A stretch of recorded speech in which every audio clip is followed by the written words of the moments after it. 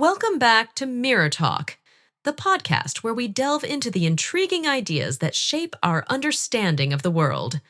I'm your host, Rachel, and today we're exploring a fascinating concept known as Gilbert's Law. Now, before we dive in, let's take a moment to think about those times when you found yourself buried under a mountain of tasks, each one seemingly more urgent than the last.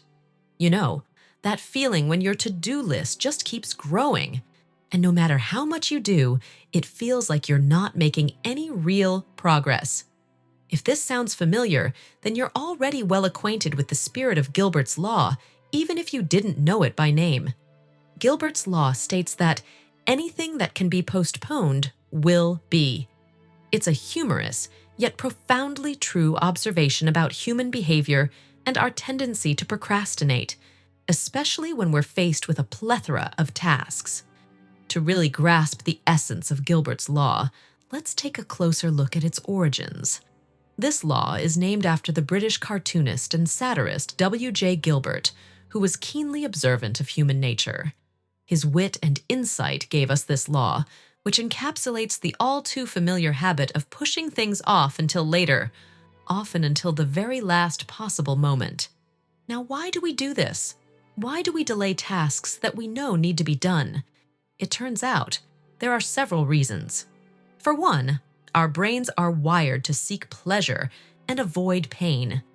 Many tasks, especially those we find boring or difficult, can feel like mental or emotional pain. By postponing them, we're essentially opting for immediate comfort. But as we all know, this short-term comfort often leads to long-term stress. One of the most enlightening ways to understand Gilbert's Law is through our own stories and experiences. I remember a time when I was working on a major project for work. It was something I was passionate about, but it was also incredibly complex and required a lot of detailed research. Each day, I'd look at my list of things to do and think, I'll start this first thing tomorrow. Well, tomorrow turned into next week, and next week turned into a month later. Before I knew it, the deadline was looming over me like a storm cloud. In those frantic last days, as I scrambled to pull everything together, I realized something crucial. It wasn't that I lacked the ability or resources to complete the project. I had those in spades. It was the sheer weight of starting that had held me back. The task felt so large and so daunting that I kept putting it off in favor of easier, less intimidating tasks. So, what can we do to combat the effects of Gilbert's Law in our own lives? Here are a few strategies that might help. 1. Break it down. Large tasks can feel overwhelming. Breaking them down into smaller, manageable pieces can make a world of difference.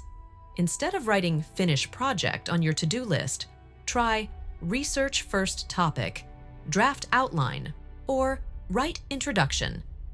2. Set specific deadlines. Often, our to-do lists are full of tasks without clear deadlines.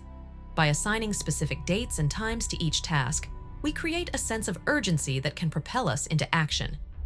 3. Use the 2-minute rule. If a task will take 2 minutes or less, do it immediately. This can help clear away the small, nagging tasks that clutter our minds and our to-do lists. 4. Create a routine. Consistency is key. Setting aside a specific time each day to work on your most important tasks can help make progress feel more natural and less forced. 5. Accountability.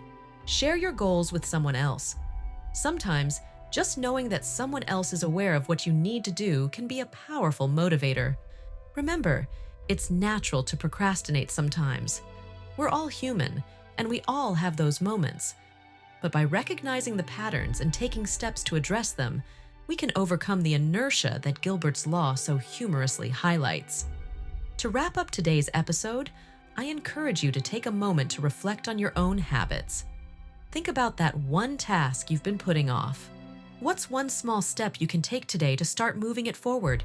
And hey, feel free to share your thoughts and progress with us on social media or in the comments section. We're all in this together. That's all for today's episode of Mirror Talk. Thank you for joining me as we explored Gilbert's Law. I hope you found it insightful and maybe even a bit motivating. Until next time, I'm Rachel, reminding you to take that first step, no matter how small. Have a wonderful day, and remember, you've got this.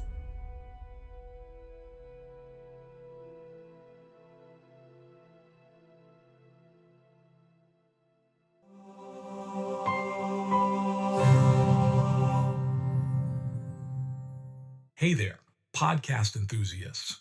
Are you ready to add a little sparkle to your day? If you're loving the insightful conversations and captivating stories on Mirror Talk Podcast, here's a friendly nudge to hit that subscribe button. By subscribing, you'll never miss out on the empowering messages and thought provoking discussions we bring to your ears. But wait, there's more. We're all about spreading positivity and inspiration, and you can be a part of it too. How? By sharing the love with your friends and family. Share this episode with your loved ones, and let's create a ripple effect of empowerment and growth together. And hey, if you've been enjoying what you hear, why not take a moment to leave us a glowing 5-star review? Your feedback fuels our passion to keep delivering content that resonates with you. So hit that subscribe button, share the love, and leave us a review. Let's keep the conversation going and spread the Mirror Talk magic far and wide. Thanks for tuning in, and remember, your support means the world to us.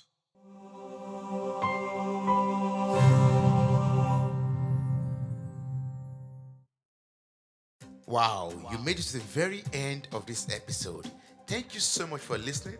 I'm grateful for your time, your love, and your contributions. Subscribe, like, review, and share this podcast. God bless you. Bye. Bye.